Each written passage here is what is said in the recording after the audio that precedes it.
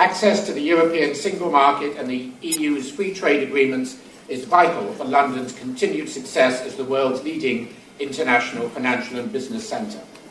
The single market is a tremendous achievement, and of course the United Kingdom played a major part in pushing for its creation. The single market has contributed to the UK becoming, or London in particular, but the UK as a whole, being a major international financial centre and an asset to the whole of Europe. But of course, all is not perfect with the European Union. Reform is needed. The British Foreign Secretary recently said in a speech in America that he wants the UK, and I quote, to make the case for a reformed European Union that is more competitive, more responsive to the needs of its citizens, and more effective in using its weight in the world. To me, that seems an ambition that we can all support. It's consistent with the role that Britain plays in the world, and it's what business wants to see. And Britain is not the only country that wants to see reform. Many share our ambitions. We should look to work in partnership with other countries, to be fully engaged in the European institutions, and to take advantage of this opportunity to make the necessary reforms that the European Union needs to make it fit for the challenges of the 21st century and the global economy. The Commission, of course, has a very difficult task. It has to operate with a role and a structure that is not ideal. What worked for 6 or 13 members does not work quite so well for 28. The current arrangements make joined-up policy difficult and often lead to policy proposals being put forward without sufficient analysis of the nature of the problem being addressed or of the impacts of the proposal. And while the final outcome is often more satisfactory, the process can be tortuous and unnecessary uncertainty can be created. National governments need to begin to address this issue when they appoint new commissioners, and the new Commission itself should make its own effectiveness one of its priorities. Now, reform does not necessarily require a wholesale renegotiation of Britain's relationship with Europe. The chances of a better deal for Britain at the expense of 27 other states embodied in a treaty change are not great. A series of reforms which benefit all members of the EU will be easier to achieve. Whether this is best done by treaty change or within the present treaties is a second-order question. London was a global financial centre before the development of the single market, but there's no question that the single market has played a role in strengthening London's position. Today, many global financial businesses have their European EMEA or global headquarters in London. These include businesses based in other EU member states. A recent report by the City UK, based on an analysis of 147 real location decisions taken between 2006 and 2011, showed that over 40% of those choosing to locate in the UK cited the single market as a core reason.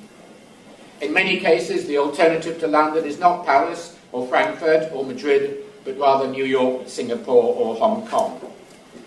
As I visit European capitals, the importance of the city as Europe's financial centre is highlighted to me, but we clearly need to do more to explain just how closely interconnected the city and all EU member states are. The single market is far from perfect. It's incomplete, and some policy measures work against the objectives of making the EU competitive and outward-looking. For example, the cap on bankers' bonuses, which I should add was at the initiative of the Parliament, not the Commission. This was bad policy making that undermines real progress that had been made at national level on remuneration policies through deferred payment and clawback arrangements. The likely result is an increase in fixed remuneration and higher fixed costs, and quite probably the departure of some, not a lot, but some high-earning staff to other financial centres outside Europe. It's encouraging that the European Parliament recently rejected a proposal for a bonus cap for the fund management industry, showing what can be done when British MEPs work with others. The proposed financial transaction tax is another example of bad policy making. Since the most recent formal proposals were published, the evidence of negative impact has been growing. The point has been made loud and clear in Germany. Both Bayer and Siemens have publicly criticised the FTT as it would impose millions of euros of additional costs and reduce returns on pension schemes. Christine Bortenlanger of the DIA said in the Financial Times, and I quote, This is a direct strike against the export-orientated German economy. Taxes are not borne by markets or by businesses. They're borne by people. The cost of the FTT would be borne by taxpayers because of the increased cost of funding public borrowing, by investors through lower returns, and by the public generally. It is, of course, unlikely that the FTT will be implemented in anything like the form that has been proposed. None of the member states that support it currently seem to agree on what form it should take, and most seem to have serious reservations about the current proposal. That's very welcome, but it begs the question of why was the proposal put forward in its current form in the first place. We talk a lot about wholesale financial markets, and they are largely integrated, but the retail markets are not. The single market is far from complete, and there are very significant barriers to trade in respect of services.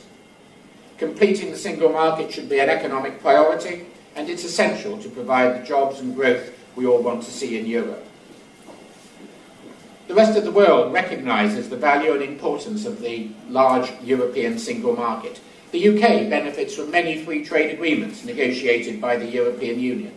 And as we know, there are currently negotiations with Japan and the US, which potentially will bring massive benefits to the European economy and therefore to the British economy.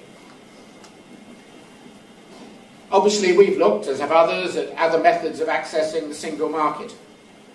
We, and last week the CBI, have published research on alternative arrangements, looking in particular at the experience of Norway and Switzerland. Neither are perfect comparisons, and both show the significant limitations that those approaches would have for the UK. We could access the single market by a different arrangement, but it would be at the expense of a seat at the table when the rules are being decided. And without the UK at the table, there would be a real risk that the rules would not be as orientated towards the market as we would like. But it's about more than that. It's about the contribution which the UK has made and will continue to make towards a successful Europe.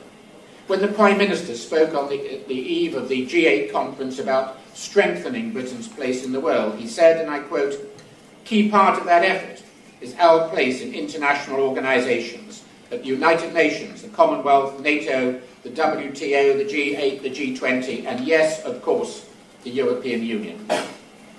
So the clear message from the UK financial and professional services industry is that Britain needs to be in the single market, that Britain needs to be more engaged in seeking to shape the single market so that it promotes jobs and growth in Europe, is outward-looking and not protectionist, and that the European Union needs to reform to meet the challenge of the global competitiveness.